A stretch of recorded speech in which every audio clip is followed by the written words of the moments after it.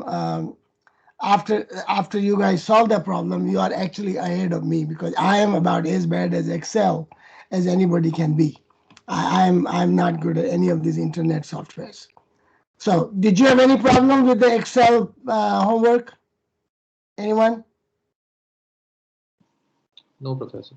No. So then, I mean, then there is no point going over this because you already done the exercise. So we're going to switch to chapter 3. I think we finished all of chapter 2 last time, right?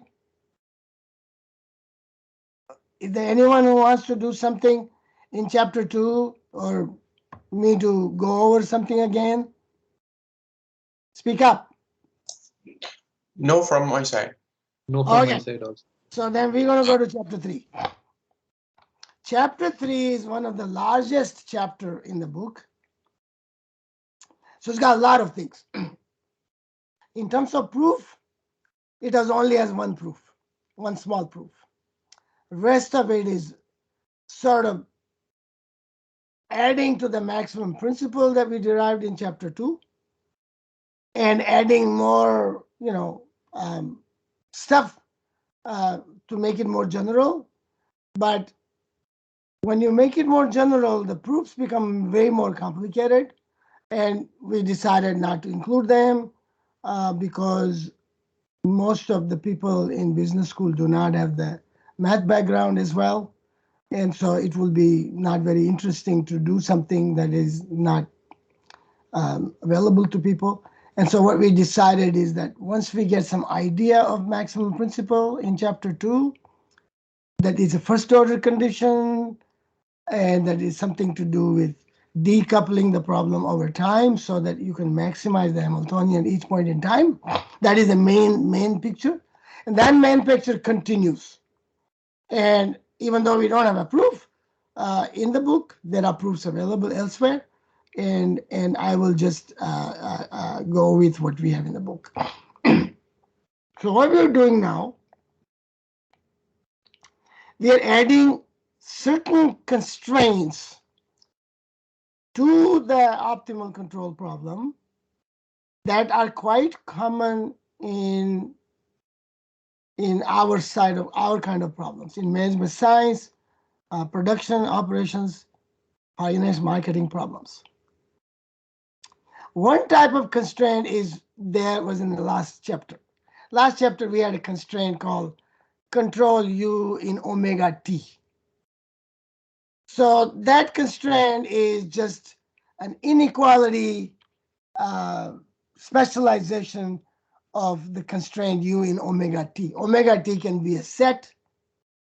And sometimes, if the set is reasonably regular, you can define the set by a number of inequalities.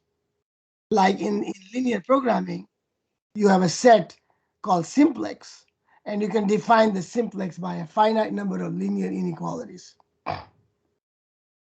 So this is what we are coming down to.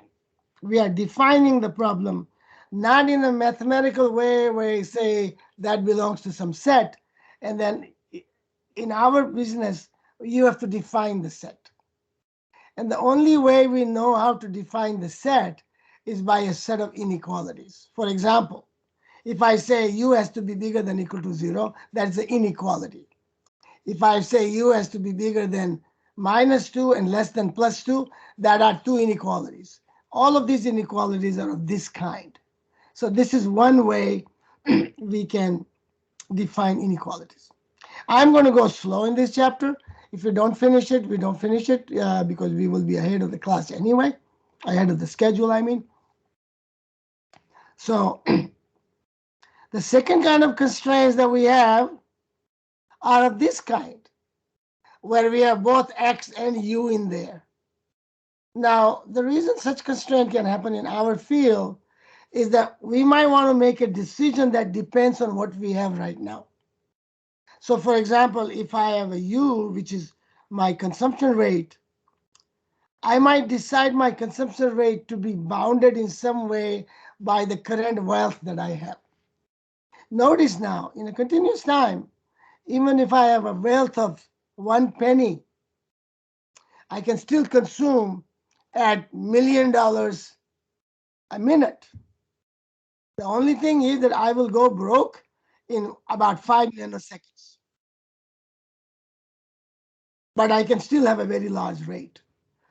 But generally speaking, when you have a low wealth, you might not want to consume at a very high level. And so in some sense, people might impose constraint on a control or a decision that depends on their state.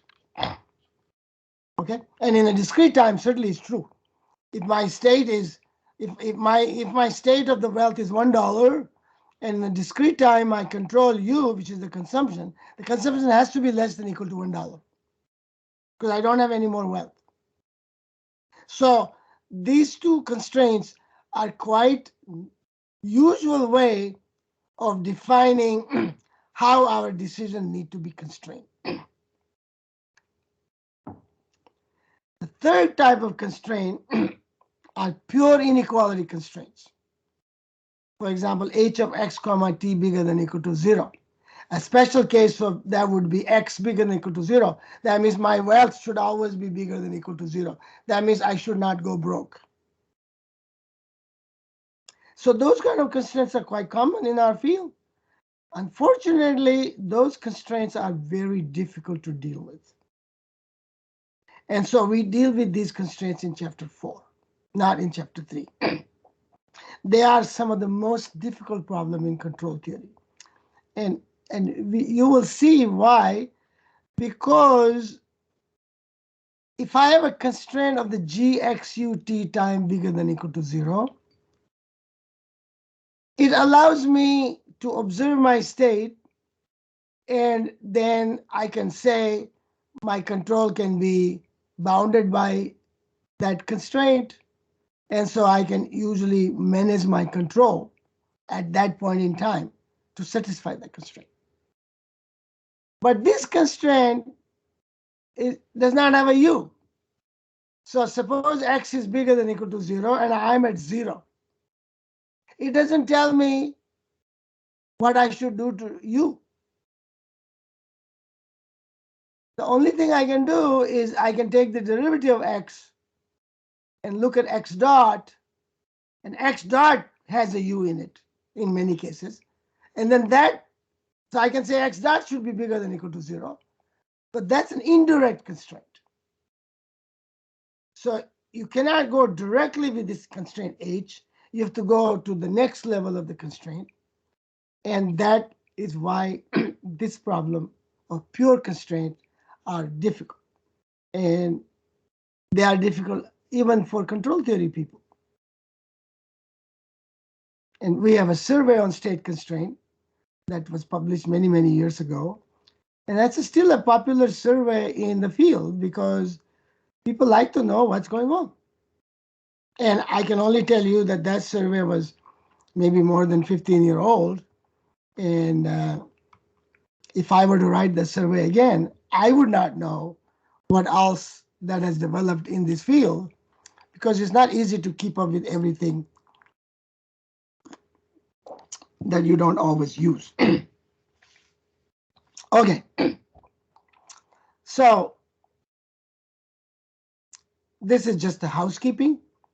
We have x dot fxut. We tell you what the dimensions are.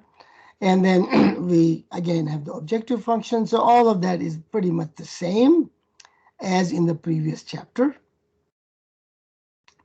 But each chapter is now kind of independent. And with this addition, if you bought the electronic version, you also have an abstract for each chapter. So there are some changes. There's abstract in each chapter that tells you what's going on, and then there are references at the back of each chapter that was not there in the third edition. So what they wanted, the publisher wanted each chapter to be independent. This is called unbundling. They actually can sell a chapter, just a chapter, not a whole book. If somebody wants to buy chapter 3, apparently they can sell it. That's their business. Okay. So the same thing, we now impose some constraint. Now notice I only impose this constraint because that constraint can also handle this constraint. You don't need to have two different kinds of constraints. Okay, so I just impose this constraint. That one, one could say that one is also a special case of that one. But when I impose that constraint, I'm telling you that there has to be u in it. So this can be a special case, but this is not a special case because I'm going to make sure in chapter 3 that u will always be there in this constraint. And since u will always be there, x may or may not be there. So it reduces to this constraint. Okay. So we have this constraint. And then we impose some other constraint on the terminal. In consumption portfolio problem, you may say my terminal wealth should be bigger than equal to 0. That means I do not want to die broke. Or inventory. In a manufacturing case, you might say that at the end of time t, the company is still in business and you don't want to leave zero inventory at the end. Excuse me. So we can have these kind of constraints. And these basically tell you how many constraints there are. So E cross N means X is in N dimension. E1 means T is in single dimension because it's time. And it takes the range. It takes this is the domain. The range is E sub LA. That means there are L sub A type of constraints of inequality type. And there are L sub B type of constraints of inequality type. So in general, you have to set all of these things so that the problem is well defined. And if you were to do the proof, you will need these differentiability arguments. This means there are Q such constraints. This means X is N dimensional, U is N dimensional, and T is one dimensional. And the domain space is this of G, and the range space is E sub E of Q, which means that there are Q such constraints, G1, G2, GQ. Okay? Please interrupt me anytime you must, okay? Anytime you don't understand or you don't follow what I'm saying or you don't listen to what I'm saying because maybe the communication is not good, just holler, just speak. Now the general setting is that xt, the general setting of these constraints is that you impose a set. You impose a set which is a subset of xt. What is xt? If you take u that satisfy all these constraints and you solve this problem, take any feasible u trajectory. So if you take all of those trajectories, you will be able to get all of the paths of the state and you will get all the values of xt. Xt means this xt. This, by the way, is a big X, not a small x. So you will get all the values of this xt, and the set of all of those values is this xt. You cannot do better than that, because that is a set of all feasible terminal states.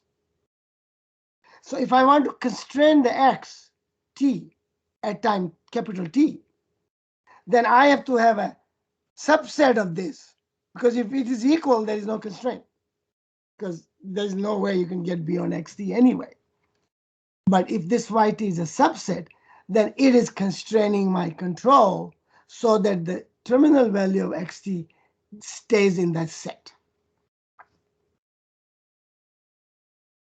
Now, if this yt is regular, means easy to express that as a certain set of inequalities, then these are special cases of yt.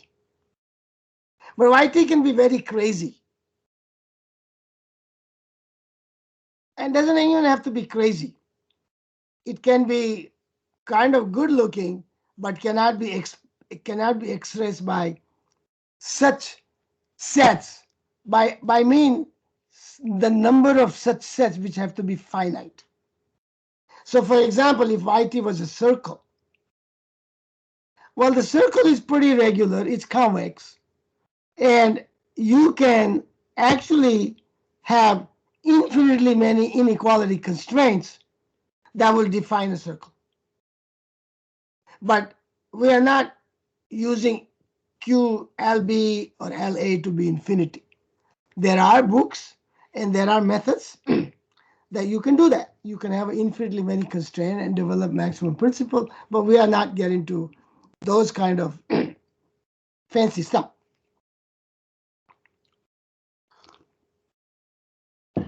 So all I'm saying is that YT in general can be non-convex, could be circle, may not be able to define by this. So it's a little bit more general. But again, our principle that we're going to derive is going to be for these guys and not so much for this. Although we will give you a constraint for this, but we will almost never be using it. Okay. Hi, Professor. Yes. I have a question. So, could you go back to slide 4? Here, A and B, are they functions? Yes. Because somewhere on the book, I saw there's a sentence that wrote, they may not be functions. Well, it is the case like this. Suppose T is fixed. Okay. Mm-hmm. Mm-hmm. If T is fixed, then there is no point putting this in there, right? Oh, yeah. Right. Because if T is fixed, it's not changing. So you can remove the T. Uh-huh. But we have problems where T is not fixed. Some problems where T is variable. So we have to define, we not only, in that case, we not only have a fixed T, but we have a T that has to be optimized. It will be, so what we will do in those problems is you maximize this over U, but also over T. T becomes a variable. It becomes a variable and that would be a function. So what I'm saying is that I don't want to have so many different notations. Mm-hmm. I will have a general notation, and when I don't need it, I will tell you that I don't need it. And that's why I qualify and say it is not a function in that case. Oh, And if xt is fixed, suppose t is fixed and xt is also fixed. yes. Then A and B are not needed. They're not functions anymore. They are exactly what they are. Okay. They are like this, xt equal to k. For example, if xt equal to k, then k is fixed. Yeah. So in this case, we will just ignore A blah blah and B blah blah. So in the only for t. For xt, it will still be a function, but when xt equal to k, it is an equality, right? yeah. So so bxt t equal to 0, bxt then is a function which is just xt.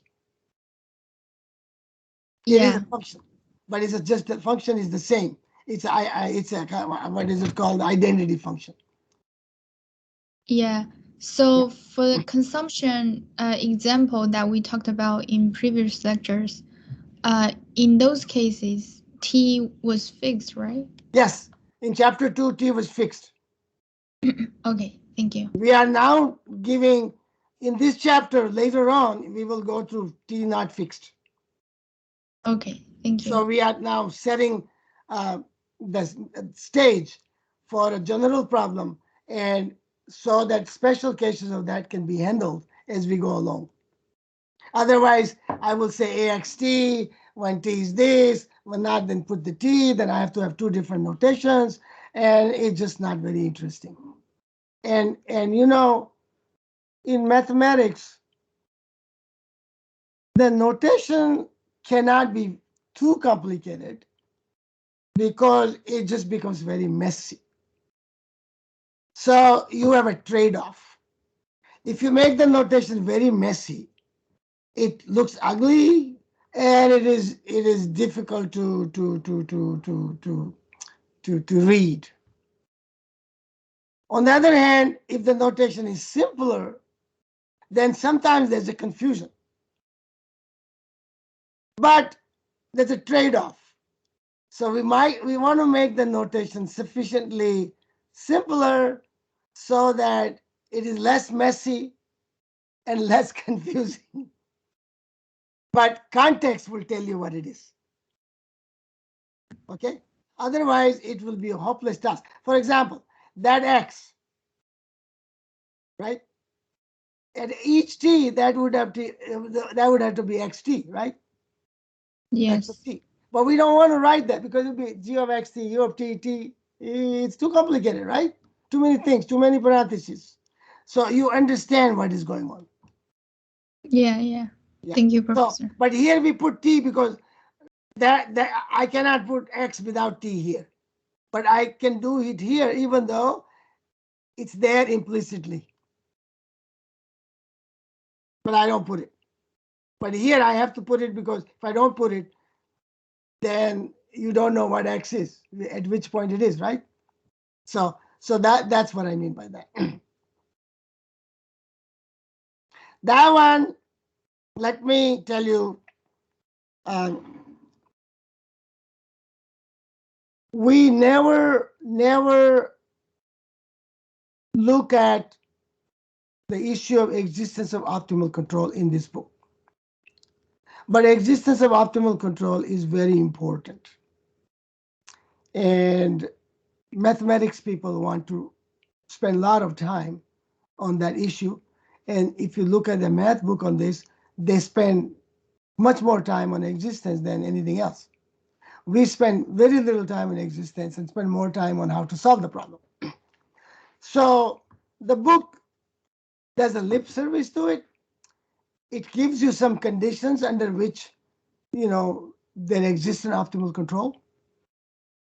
And those are some of the conditions that I put in from time to time. Almost every problem that we will encounter in this book is sufficiently not pathological so that there will always be an optimal control. Now, the optimal control existence is a funny thing. I want to mention to you what it means. I don't have a board right now, but right now I've tried to say verbally, but maybe next time I will write something on a piece of paper and show it to you on the screen. But suppose I have a problem, not control problem. Suppose I have just a regular problem of math programming, or to just say maximize u. U is just one number. And constraint is u strictly less than 1. Maximize u subject to the constraint that u is strictly less than 1. Not greater than equal to, less than equal to 1, strictly less than 1. Now that constraint, that problem is an optimization problem, and there exists no solution. So existence is not like, existence is not life and death. A person exists, he's alive, and a person doesn't exist, he's dead. That's not mathematics. Mathematics is a little bit more subtle. So maximize u less than, strictly less than 1 does not exist. There does not exist an optimal control, because if you say u equal to 0.99, I will give you a better solution, which is 0.999.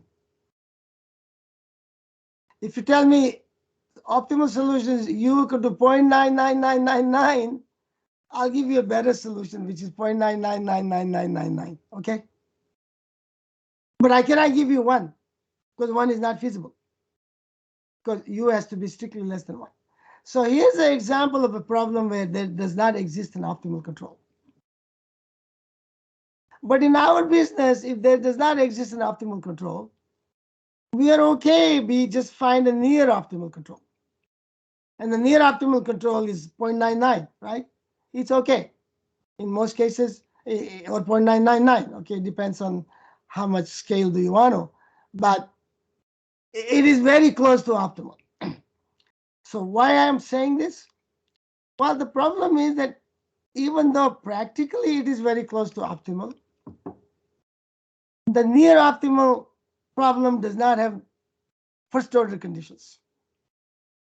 The first order conditions require that it is actually optimal, that it is actually a maximum. And so the theory of optimality cannot be developed for problems that does not have an existence of a solution. Existence of a solution the way I mean it. Not a very, not so philosophical, but more mathematical concept of existence. So when we say there exists an optimal control, we mean something like that. It means that there may be a near optimal control, but there is no exactly an optimal control, and so we don't have a first order conditions. So in order to have a first order condition, I have to have an existence. And the other thing I want to mention, and I will not give you an example right now, but I may do it next week. And I will write this down so that I will do that. Or you can look into something called paradox, called Perrin's paradox. It is available in the literature somewhere. You can look at it.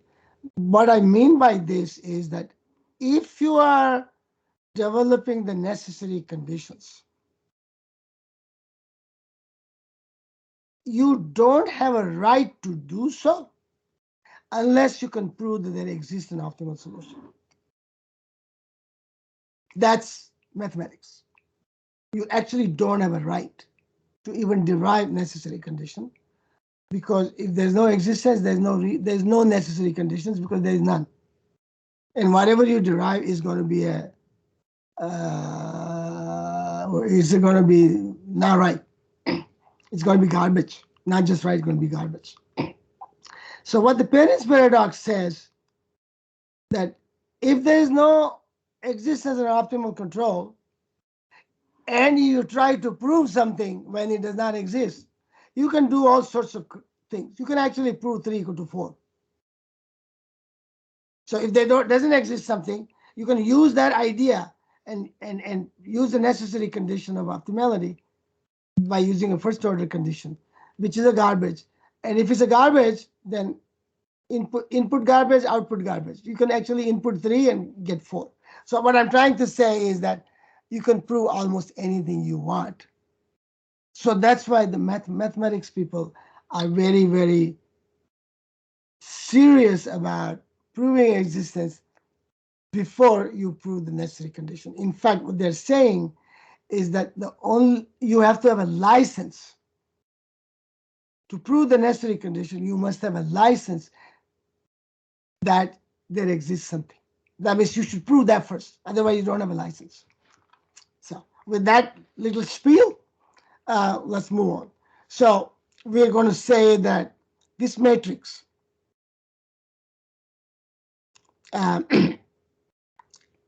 this matrix has a full rank condition, and so that is the constraint with respect to U. And this matrix with respect to, this is the terminal matrix, A and a B. You notice that if I have a B, which is equality constraint, I have a 0 here. If I have an A, then some of the A constraints are going to be either strictly in it, because at any given X, this condition could be strictly bigger because it may not be active. When we say constraint is active, that means this constraint is at equality. That means tightly satisfied. It is tight. When we say it is tight or is active, that means it is equal to 0 at that point. If it is not tight and not active, then at that constraint is strictly bigger than 0. So what we're now trying to say here is that that the rank of this matrix is full rank, where you consider only those constraints, the gradients of those constraints, gradients of equality constraints, and the gradients of those constraints that are active. That's why you put the diagonal in there. Same thing here. You put a diagonal in there so that it becomes active constraint, because it's 1, 1, 1, and 0, 0, 0. It only picks up those constraints that are active. I think there's one example in the book that does it. I don't know if my slides have that, but we will see. If we have it, we have it. If not, then I will tell you where the example is in the book later. So those are, if you're going to write a paper or something, you might want to check to see that these are satisfied. But in our problems, in almost all the time, we're not going to ask you to do it unless we specifically ask you to do it. Otherwise, you don't need to do it. You kind of assume that we have already checked them for you. So here's our problem. Our problem is to maximize this objective function subject to these constraints, and we assume that these rank order conditions are satisfied, and that the differentiability conditions that we already imposed in the last 2-3 slides are also satisfied. So this is our problem. So you see, that one to some extent was without the X was dealt with in chapter 2, but you can sort of take all of this as a new thing coming in, and we need to deal with them. And it's interesting that Pontryagin did not deal with this. Pontryagin had more like this Y business, this business. But people, some economists, decided to do it this way, and they wrote some stuff. And I'm currently writing a paper on contribution of Nobel laureates in operations management. It is a long paper with nearly 380 references. And that paper is invited paper for POM. And one place I mentioned that this formulation that I'm giving actually is done by a couple of Nobel laureates in economics, one of them being Kenneth Arrow, my co-author, and the other one is Uzawa, who's a Japanese mathematician and economist. So, and the third one is Hurwitz. So 3 people, Arrow versus Uzawa, actually came up with this kind of formulation of maximum principle that is called the Lagrangian form of the maximum principle. Actually, let me see. See, this is the paper that I'm writing, and I will show you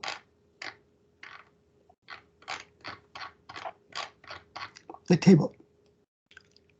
We can't see the change in your screen, Professor. Huh? Oh, I have to go back, right? Oh, let me see. I have to go back to let me see, how do I go back? I have to share, I have to go reshare it. I have to stop sharing the other one. Is that what you're saying to me? Yes, I think so, because when you select sharing, you can select share screen, not share window. If you share window, we can only see one specific window. Right. Okay, forget it. So I will do that. I will bring that during the break, and I will show it to you. But anyway, the Arrow Hurwitz Uzawa did the Lagrangian formulation of maximum principle. I'm including that in my paper, and you will see that paper sometimes by end of this year. So here's how we go. The idea is that we are maximizing the Hamiltonian at each point in time. And we are maximizing Hamiltonian each point in time subject to these constraints. These constraints. This one. Now this is only a capital T. So at any given T, we are using this constraint. So how do? We use mathematical programming. In mathematical programming, formulate a Lagrangian. So I have a Hamiltonian, which is the Hamiltonian from chapter 2. I'm now going to put Lagrangian in there. So Lagrangian is that Hamiltonian plus mu times g, where mu is the Lagrange multiplier. Now, if g was an equality constraint, that is enough. That's how we do in calculus. But if g was an inequality constraint, then we don't, calculus is not enough.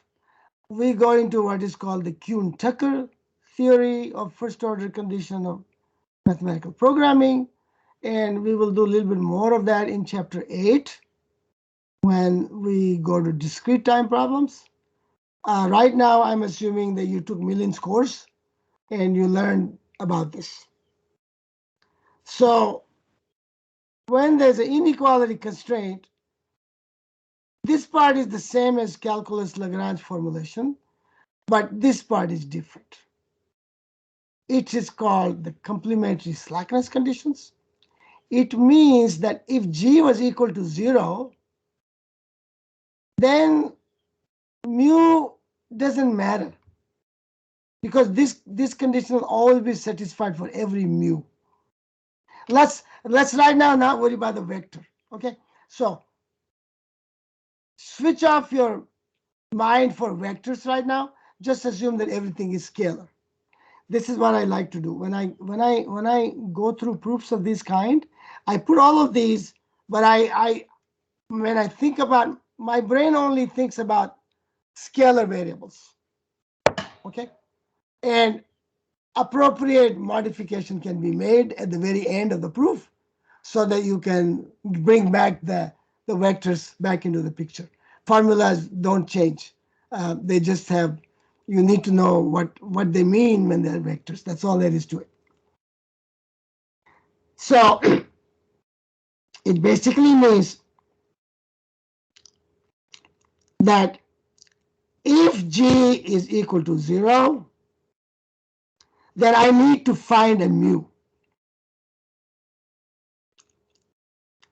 But if g is bigger than 0, then I don't need to impose that constraint because it's an interior, and so mu equal to 0. When g is not 0, then mu equal to 0. We already know mu equal to 0, and the problem is unconstrained. And if the problem is constrained, then it's like the first order problem in calculus of Lagrange. But now I combine these two because it's bigger than equal to, and so it could be this and that. So I need both options, and both options are given by this thing called complementary slackness condition. That was the idea of Kuhn and Tucker. It was a major idea in nonlinear programming, also linear programming. Now the lambda dot is not minus delta h delta x like in chapter 2. Now it is minus delta L delta x. So that is a one thing. So now notice now, we are now leaving, we're departing from chapter 2 right here. We need to impose this constraint. Instead of Hamiltonian, we have a Lagrangian. Now we're going to minimize the Lagrangian at each point in time. And so we have Lagrangian at each point in time, but we also need lambda dot to take into account this business. So the lambda dot is now the derivative of the Lagrangian. What about these guys? Well, these guys are always the terminal condition guys. So they impose the terminal condition on lambda. That's what they do. So I have to now figure out what to do with lambda so that these conditions are satisfied. And this comes here. Lambda t is s sub x. That's chapter 2. That's chapter 2. Now I have to impose some Lagrange kind of multiplier also on lambda t. So it's alpha times a sub x and beta times b sub x. Derivative of a with respect to x, derivative of b with respect to x. And remember, this is equality. B is an equality constraint. So I don't need to impose any constraint on beta. But if it's inequality constraint, which is A, then I need a complementary slackness condition just like that. I need also this on alpha. So either alpha is bigger than or equal to 0. If not, then alpha time, well, alpha is bigger than 0, and the product of alpha and A is equal to 0. So it's almost saying either alpha is bigger than 0 or A is bigger than 0. That's what it's saying. So this is A. So either A is bigger than 0 or alpha is bigger than 0. That's what it says. Of course, both can be 0. So either or does not preclude both being 0. Any questions so far? Remember, if the mu was vector now that we have done all of this, if mu was vector, it's component wise. So I have a sigma mu I gi, because this is the inner product. Mu is a row vector, g is a column vector. So this becomes mu1 g1 plus mu2 g2 plus mu3 g3 plus mu4 g4. And this condition applies for every mu I and gi, component wise. So that's the vector formulation of this constraint. So this is just standard. So without proof, just intuition of some sort and some ideas taken from math programming and taken from chapter 2, and we kind of put things together into a dish with some kind of recipe, and this is the dish. This is the necessary condition for. This is the maximum principle. This is the prepared dish. So whatever the control U star is, U star means a trajectory now. This is not one number. This is a function of t, such that there's x star that is your optimal straight path, and that x star satisfies the terminal constraints, because otherwise it's not going to be a feasible solution. So it has to be feasible. So it has to satisfy terminal constraint. Lambda dot along the optimal path is given by this, and lambda t has to be satisfy its transversality condition, and that includes this. And then Hamiltonian has to be maximized at each point in time, subject to this condition. Remember, this is x star for every u. So what we're saying is, if u star is optimal, then it must satisfy these conditions, which means that this condition, this inequality, remember on the right hand side is any u. So if it's any u, this is only at time t now. This inequality is at time t, instant, at each instant, not over a trajectory. This is at each point in time.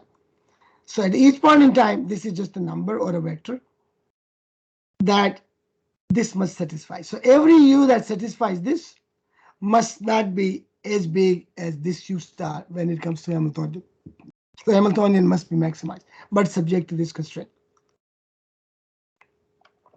But then we also need to show that the Lagrangian satisfies the Lagrange condition of calculus, that is at u equal to u star, this is equal to 0. That's how we get from the Lagrange.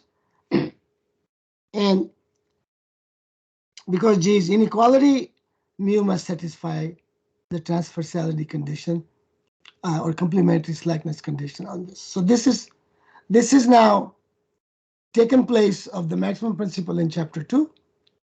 It deals with the constraints that we impose, which are about all we would need in chapter 3 and elsewhere. Then next chapter 4, we will do state constraint, and that would basically be all the theory that we proposed in this book. And after that is just one after the other applications, except chapter 8, when we have to go discrete time, and again, we will have some proof. Any question? After this, I'm going to specialize the terminal condition to some special cases. Then we will start solving some simple examples. Okay, and that's how we build our confidence in what we do here, and learn get some facility with working out these conditions. Okay.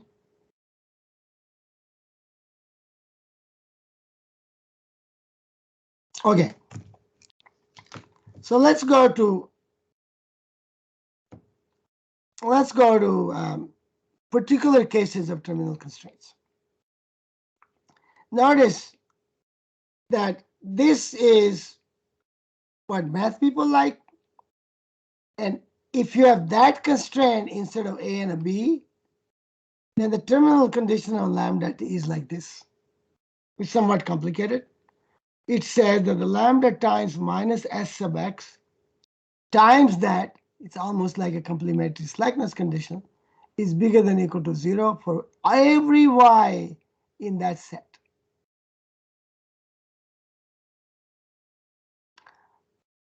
This can be used to actually get these conditions one by one. You can do that. But, okay. One more thing that we need to do here is that suppose t itself is a decision variable. Then I need a t star, which is optimal. And the optimal t star must satisfy this condition.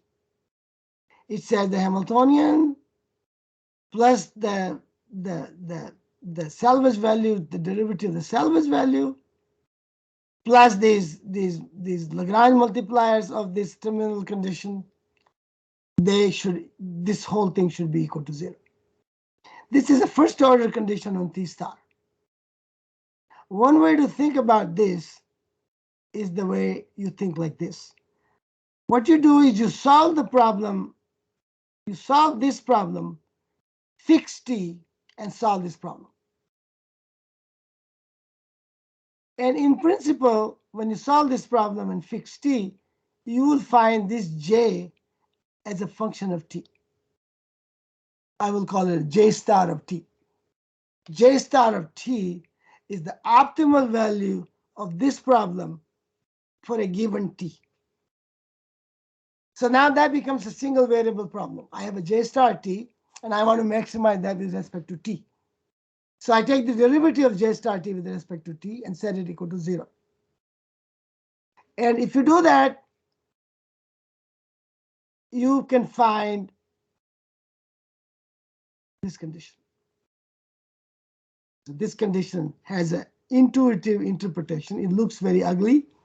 It doesn't look very interesting and friendly, but it is in abstract nothing but the first order condition of t star.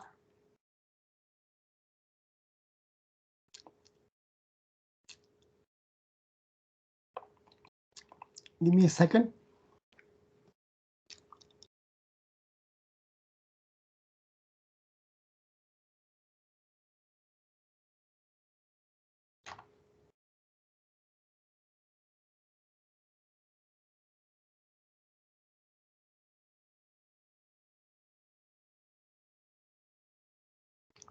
Okay, so let's go back to. So that's the condition on t star. We will have examples after examples of all of these things to build some facility with it. Any question before we start going into the examples?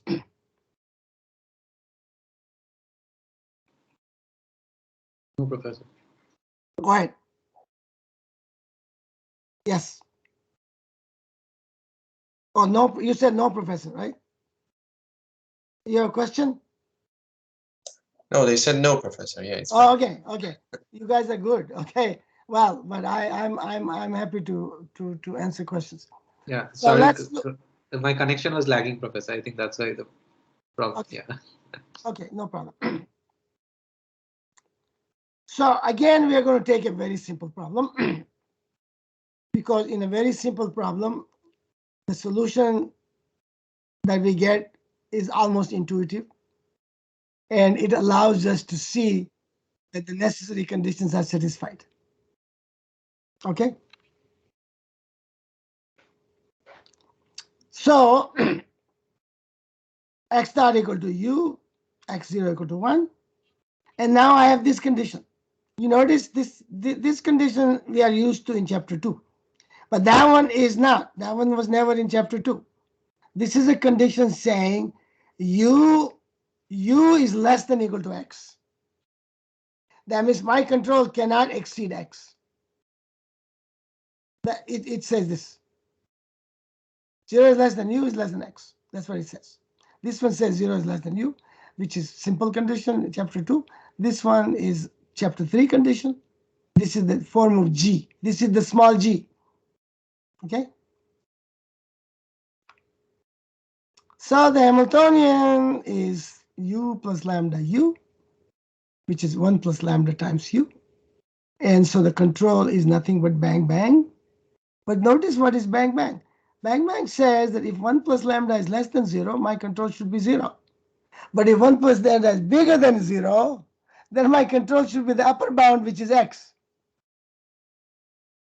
Right? This is new, right? Now let's look at the Lagrangian. Lagrangian is h, which is this one, plus mu1 times u, which is this constraint, mu1 times u. Remember, all the constraints are, we are using all the constraints as bigger than or equal to. If I give you a constraint less than or equal to, you change it to bigger than or equal to by multiplying both sides by minus. Okay? And then you apply the principle, because we are stating the principle only for bigger than or equal to 0. Some books will do it for less than or equal to 0. And some people will devote 2 chapters, one for bigger than or equal to 0, one for less than or equal to 0. It is all the same. So mu1 times u, and this is x minus u bigger than 0, so mu times x minus u. So we have our Lagrangian. And we have to have this condition on Lagrangian. Mu1 bigger than or equal to 0, mu1 times u equal to 0, mu2 bigger than 0, mu2 times x minus u equal to 0. These are the complementary slackness conditions on each of those constraints. And we must have lambda dot, which is now the derivative of the Lagrangian, which turns out to be exactly minus mu2. If you take the derivative of the Lagrangian, this is the only part x. And if you take the minus of the Lagrangian derivative, you get minus mu2 from here, and that's minus mu2 here. Lambda 1 is 0. This is like the chapter 2 condition. Because it's a free endpoint problem, there is no constraint on xt. And so free endpoint problem, lambda 1 is 0. And then the Lagrangian must be delta L delta U must be also equal to 0. So we take the derivative of this guy with respect to U and set it equal to 0. So those are the conditions. So what we want to set, we want to show that our optimal solution maximize the Hamiltonian, which means it satisfies 3.18. And it satisfies these guys. Okay? Then necessary conditions are satisfied. Well, now notice this is a similar problem in chapter 2. We are trying to minimize the area. No, we're trying to maximize the area under this curve U. Well, if you want to maximize the area under this curve U, you want U to be pretty large, right? So it's reasonable to have U equal to X. Okay? So we will put U equal to X.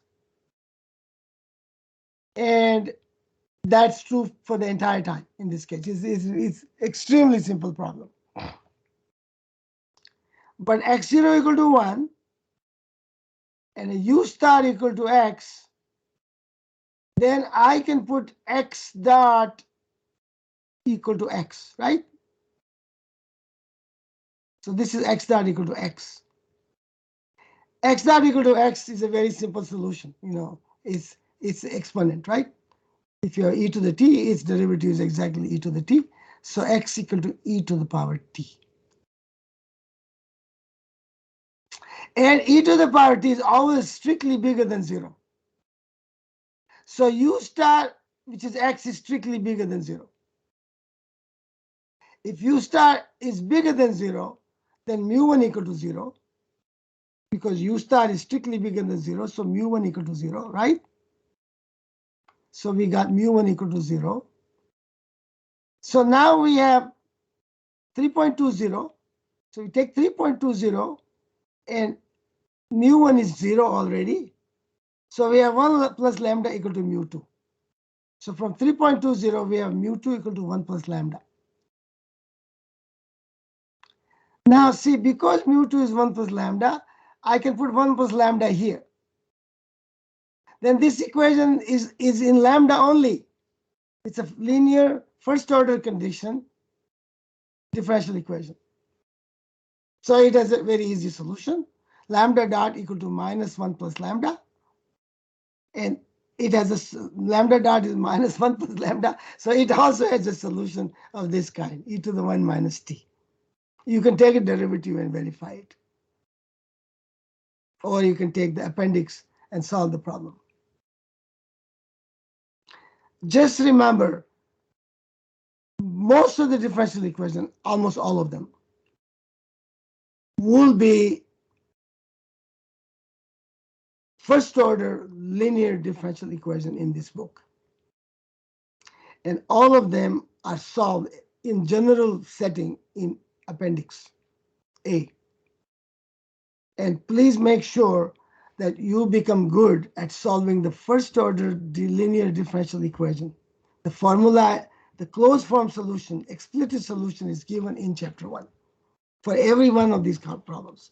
So make sure that you have that, because you will encounter them in homework, you'll encounter them in exam, and you'll encounter them if you want to use optimal control for your research.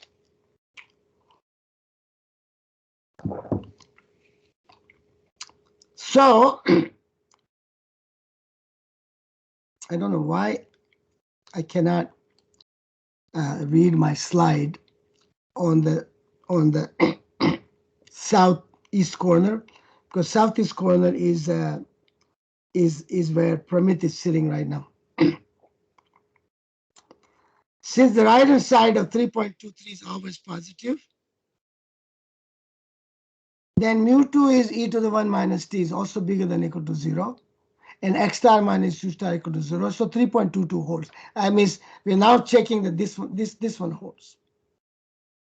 So everything holds, right? Now we checked everything. So everything holds, and we're done. So we have solved this problem, and we know that the optimal solution satisfies the maximum principle of Pontryagin. It's Lagrangian formulation.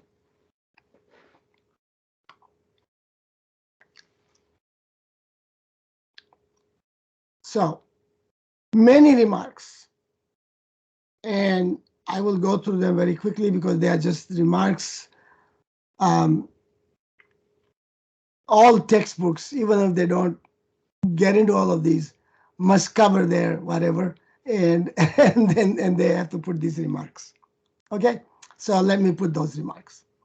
First, if you look at a more general math formulation, you will see the Hamiltonian is not f plus lambda, but it's lambda 0 times f plus lambda f. And then they say that not all of them are 0. Something has to be not 0. However, we can set in most applications lambda 0 equal to 1, and that's why we never put lambda 0 in this book. But if you get that, you will find that if the problem are pathological, completely something that you don't want to look into, and we will have example of them somewhere in a homework, not homework, but in an exercise in a book. I will point that to you later. Then this lambda 0 may be 0, But if it's 0, then this problem is garbage, right? Because the objective function itself does not contribute anything. But if it's not 0, then you can always make it 1 by dividing it by lambda 0 and appropriately change this lambda. So most formulation of the maximum principle that you will see anywhere will not go into remark 3.2. They will start with lambda 0 equal to 1 to begin with. But just want to tell you that that can happen. The second thing is that this is not exactly the Lagrangian that you will see in math programming. It kind of behaves like that, but there's a lambda dot and whatever, and it is only at each point in time. So some people call it extended Pontryagin function. But Pontryagin did not do it. Once you become famous on developing some theory, then everybody who extends that also keep giving you the name and the credit for it. That's happens. You lionize the people who do these kinds of things. So that's good. The third thing, suppose y consists of a single point. If y consists of a single point, then the constraint is x dot equal to k. Some k is given to us. Then when it's given to us, first of all, notice all the way back, this makes no sense anymore, right? If t is fixed and xt is fixed, then there is no reason to have salvage value. It's not a function anymore. It's a function of k comma t, but k is given and t is given, so its value is given to you. You can remove it. It is not part of the optimization anyway. So what I'm saying is, if this is not there, then essentially it means that lambda t can be some value beta that you want to find out. So let me give you some couple of things with regard to this. You solved an Excel problem in which x0 was given and lambda t was given. It's a 2-point boundary value problem. You had one boundary x0 on this side and a lambda t is on this side. One is going this way, one is going this way. Right? So what you did, you make a guess of lambda 0. Can you see my hands? So you make a guess of lambda 0. When you make a guess of lambda 0, you got two initial conditions and you can solve both this way. When you solve this way both, that one is xt. You don't care. It's not constrained, so it can be whatever it is. But lambda may be not what it should be, because lambda is given to you by the formulation of the maximum principle. So what you do is, if lambda t was supposed to be 1 but is now 3, then what you do is you change the initial value of lambda 0 so that when you solve this problem, this is exactly 3. That's the guess that Excel allows you to do. That's a 2-point boundary value problem. Now, take the same two problem, and now x0 is given, and xt equal to k. So this is given, this is given. Right? These two are given. Now, if this is also given, then there's no way to solve this problem, because if you guess this one and you go there, both of them will not be satisfied. And what are you going to do? You cannot make a guess to satisfy both of them. You can only make the guess to satisfy one of them. So you know that this has to be free. So what happens is, if x0 and xt both are fixed, then both lambda 0 and lambda t has to be unfixed. So then what do? You have x0, xt, and no lambda 0, no lambda t. You make a guess for lambda 0, and you solve the problem. You don't care about lambda t anymore, because this can be anything you want. You care about xt. So you fix lambda 0, so the xt is what you want. It's also a two-point boundary value problem, but the boundaries are all on x, not on lambda. So lambda has to become free. Otherwise, the problem is not determined. It cannot be determined. It's over determined. So then lambda is a constant to be determined. So this is the practical aspect of it. The physical aspect of it, or the intuitive aspect of it, is like this. Xt is fixed, so I have no freedom to choose xt. And so when I make a change in xt, I would need to find out what is its value. So if I change, suppose somebody says, okay, your final condition is not k, let's say k is 5. How about 5.1? I need to find out if I change 5 to 5.1, it's a new fixed endpoint problem. What would be its value? Well, that value is going to be beta, because that's going to be the marginal value of a terminal change in the terminal state. So I need to determine it. Okay, so the solution will determine that for you. Okay, and you can also argue that from a sufficiency condition, we can do that later, but there are many ways to say that the fixed endpoint condition requires this. Okay. Lambda it, as we already do in chapter 2, is the marginal value of increment in the state variable xi at time t. And it is actually the derivative of vxt with respect to xi, provided that value function has a difference, is differentiable.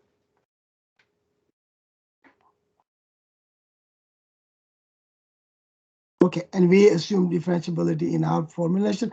If it's not differentiable, then we have to do another theory. And again, you can make interpretation, but the interpretation is slightly more complicated. Alpha I represents the shadow price, just like in linear programming, of this constraint.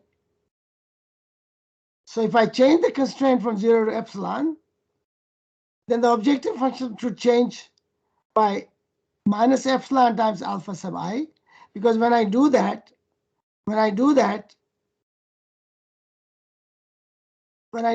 remember, this is always satisfied, right? If I'm bigger than epsilon, I'm certainly bigger than equal to 0, right?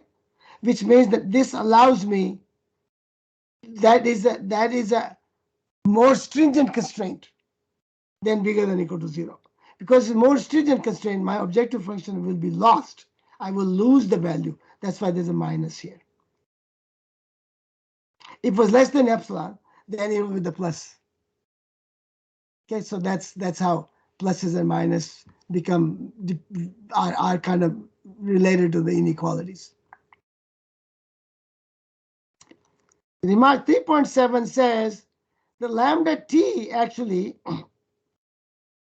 has to be like this, because that is exact value of the value function at t has to be like this. However, it turns out, what happens if the terminal constraint itself is binding? If it's binding, then lambda may be discontinuous at capital T.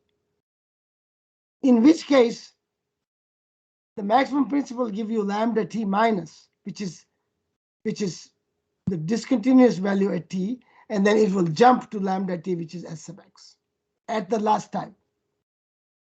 But we don't put this, we kind of understand, because otherwise the notation becomes complicated. So in this one, if in some case the inequality constraint is tied exactly at capital T, then we are in this hairline case, and you will have a jump in lambda t at that point.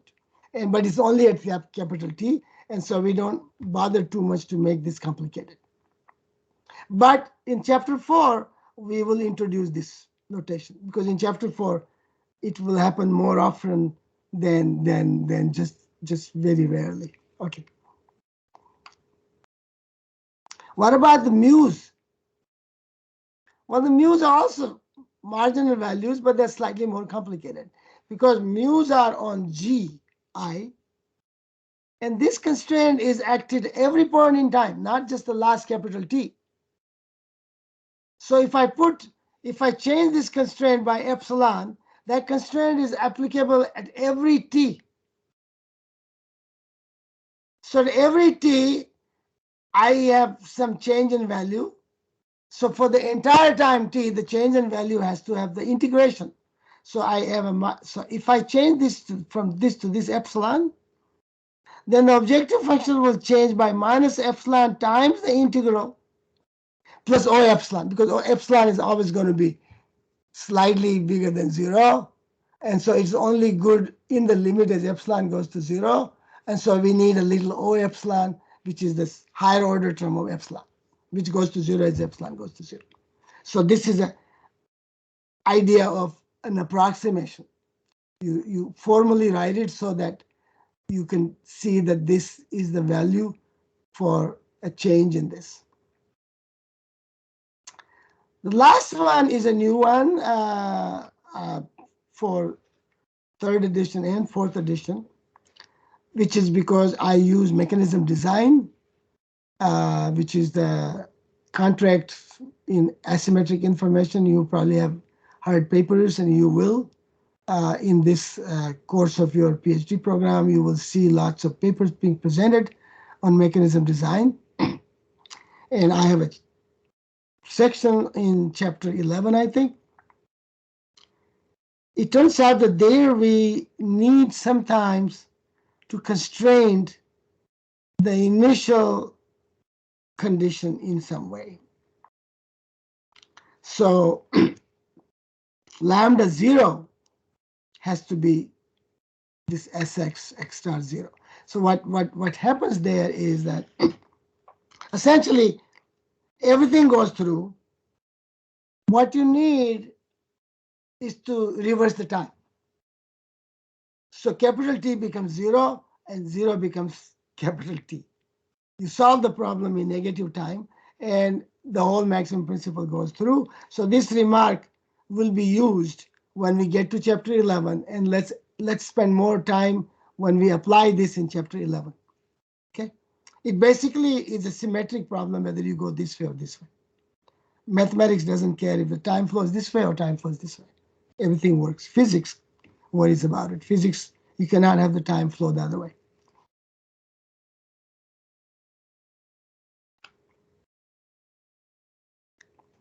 So now in our problem, I'm going to now demonstrate. So we have already demonstrated the value of lambda, what it gives you. Okay, we already did that. We already did that in chapter 2. And in chapter 3, in the example, it can be done, but we are now going to do in example, we would like to demonstrate this property, remark 3.8. What if I perturb this constraint? If I perturb this constraint, how much of the objective function I change? And so this is new, and we are going to demonstrate that in this example.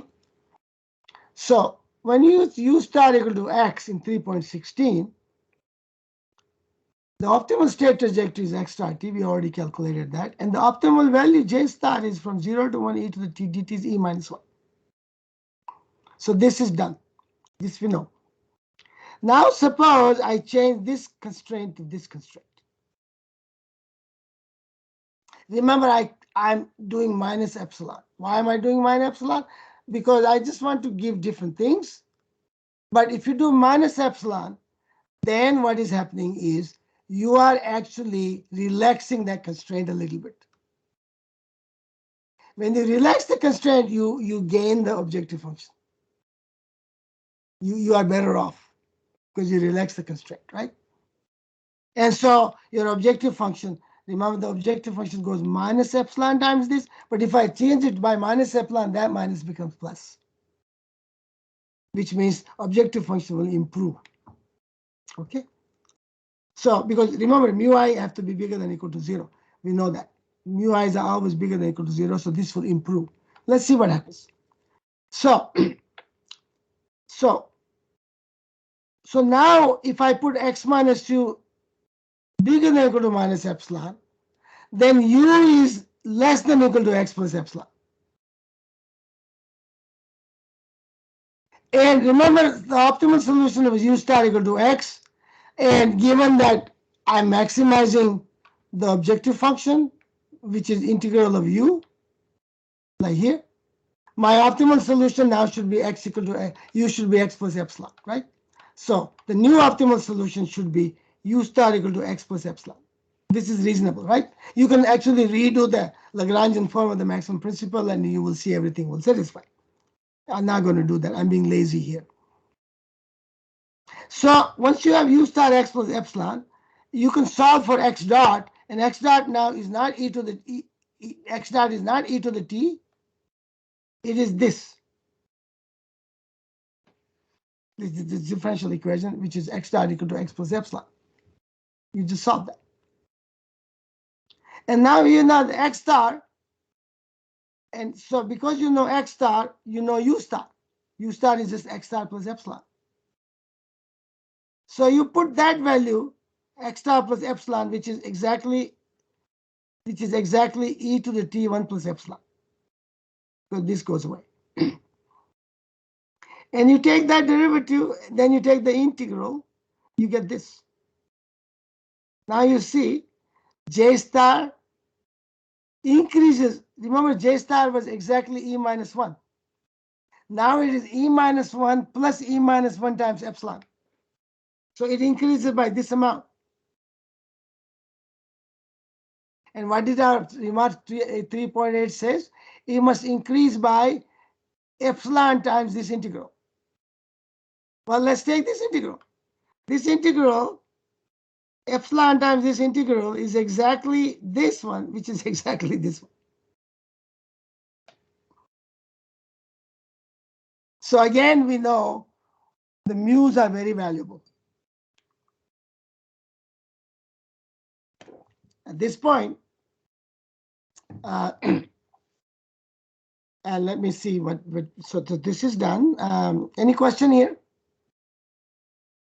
So we are giving more and more values of what these multipliers are. We're giving more and more economics to these ideas, okay? And before we go to these concave and convex functions, let me do one thing. Let me not share the screen and then go to this other one that I wanted to show you. So I go here. Where is the stop sharing the screen? I do stop sharing the screen, which means I do this. Then I go to screen again. And then I go to this one. And then I go to, oh, I open this. I open one more window.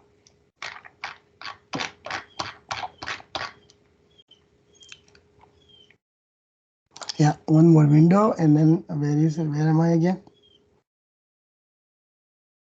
One more window. So I screen share. Yeah, and one more window. And this window is that one. Can you see that? So this is part of the Nobel paper. This is section 4 of the paper, in which in the previous section, I really describe only the Nobel people who actually wrote papers in OM themselves. And there are 14 of them. In this one, I cover many, many others who never wrote a paper in OM, but they created concept or contributed to concept that has OM applications. So I have many, many concepts in this: artificial intelligence, auction bidding, so and so. And so one of the concepts, there are about 35 of them, And there are papers by Nobel guy, there are papers by OM applications. I will show you one that I wanted to show you. Maximum principle, Lagrangian formulation, and sufficiency condition. Now, Arrow and Kurtz developed the sufficiency condition and the Lagrangian formulation. Oh, there's also Arrow, Harvick, Tsuzawa. Why did I not put it there? Okay, there's another one that I didn't put. That one would be here.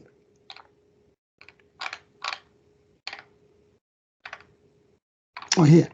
Here is the reference of Arrow, Harvick, Tsuzawa, 1958b and 1961. So there are applications by OM by these guys, and that's one of the technique that we use in these papers. There are papers written here that are applications of these guys, and so that's what I wanted to show you. This is a lot of work with lots of references. As you can see, there are thousands and thousands of references, like not thousands, hundreds of references. Okay, so that's all I wanted to show you.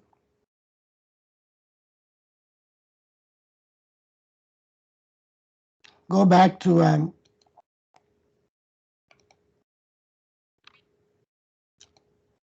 and stop sharing, and then share again, and share back to this one. Okay, so let's take a break here, and it's 2:24. Let's come back around 2:30, 2:35, 2:34, whatever, in 5 to 10 minutes, okay? I'll be here in 5 to 10 minutes. So I'll see you in a minute, in a few minutes.